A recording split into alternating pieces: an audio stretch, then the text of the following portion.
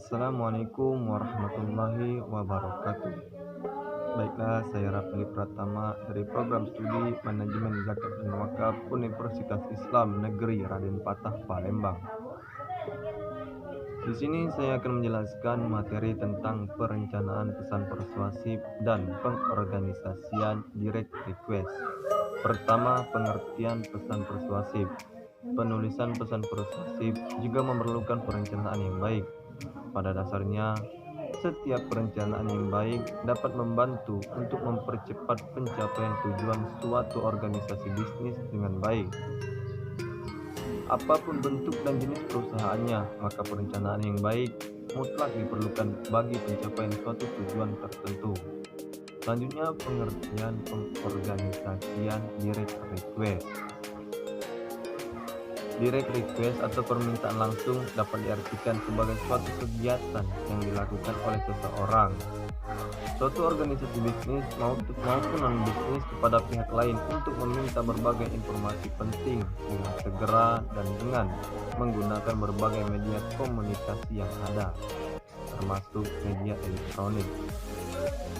Sebagai contoh, suatu organisasi tertentu mengajukan permintaan informasi tentang produk baru pada suatu organisasi lain dengan menggunakan media elektronik seperti telepon, fax, email, WhatsApp, sosial media. Pengorganisasian direct request dilakukan dengan menggunakan pendekatan langsung, di mana pada bagian awal disajikan permintaan atau ide-ide pokok yang diikuti dengan fakta-fakta yang perlu secara rinci. Selanjutnya diikuti dengan suatu pernyataan keramahan dari tindakan yang diinginkan sebagai penutup. Ada 3 hal yang penting perlu diperhatikan dalam membuat perencanaan pesan bisnis yang dilakukan secara persuasif. Yang pertama, analisis audiens.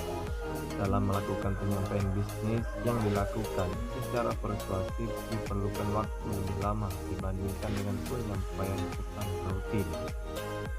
Hal tersebut dapat disebabkan setiap orang mempunyai kebutuhan yang berbeda-beda, dan setiap orang juga akan merespon secara berbeda-beda pula untuk setiap pesan yang disampaikan.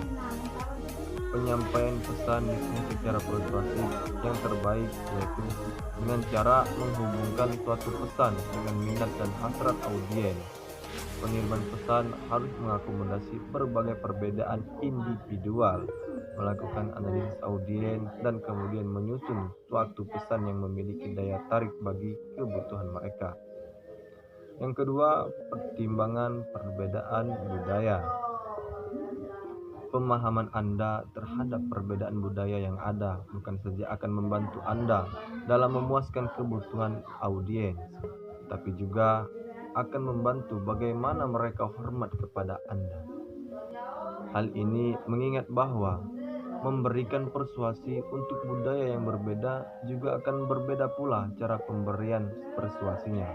Contohnya, audiens di Swedia memiliki kecenderungan memfokuskan pertanyaan teoritis dan implikasi strategis, sedangkan para audiens di Amerika Serikat dan Jerman cenderung memperhatikan hal-hal yang lebih bersifat teknis dan praktis.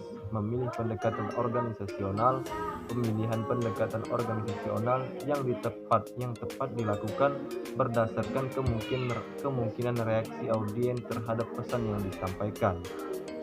Yang ketiga, mengembangkan pesan persuasif.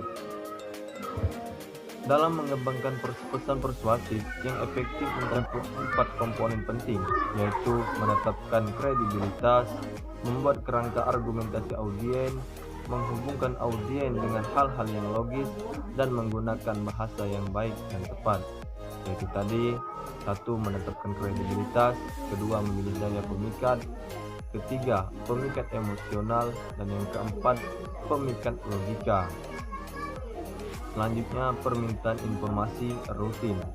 Dalam suatu organisasi bisnis, surat-surat permintaan rutin perlu diperhatikan dengan baik. Dalam suatu organisasi bisnis, seringkali digunakan memo, surat-surat untuk disampaikan ke berbagai pihak terkait seperti karyawan, konsumen, klien, dan pemegang saham.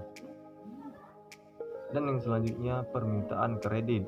Dalam dunia perkreditan, kemampuan seseorang melunasi kredit sesuai dengan aturan main yang ada, seperti tepat waktu, tidak pernah menunggak, atau lancar, akan memperbesar peluangnya memperoleh kredit pada periode-periode berikutnya. Kepercayaan lembaga perkreditan tergantung pada bagaimana prestasi seseorang dalam melunasi kreditnya tersebut. Selanjutnya, yang terakhir, kesimpulan. Proses komunikasi yang terjadi dapat dilakukan melalui saluran secara lisan, tertulis, maupun audiovisual, di mana dari ketiga cara tersebut memiliki keefektifan masing-masing. Seorang manajemen dapat memilih cara komunikasi yang mana yang akan dipilih dalam menyampaikan informasi atau pesan yang efektif. Dan dalam pengorganisasian direct request ialah jika permintaan lebih dari 2 jenis, sebaiknya membuat daftar terlebih dahulu dan memberikan nomor secara berurutan atau berdasarkan tingkat kepentingannya. Mungkin ini saja yang dapat saya sampaikan. Lebih dan kurang saya mohon maaf. Kepada Allah kita sama-sama memohon ampun. Akhirul kalam. Wassalamualaikum warahmatullahi wabarakatuh.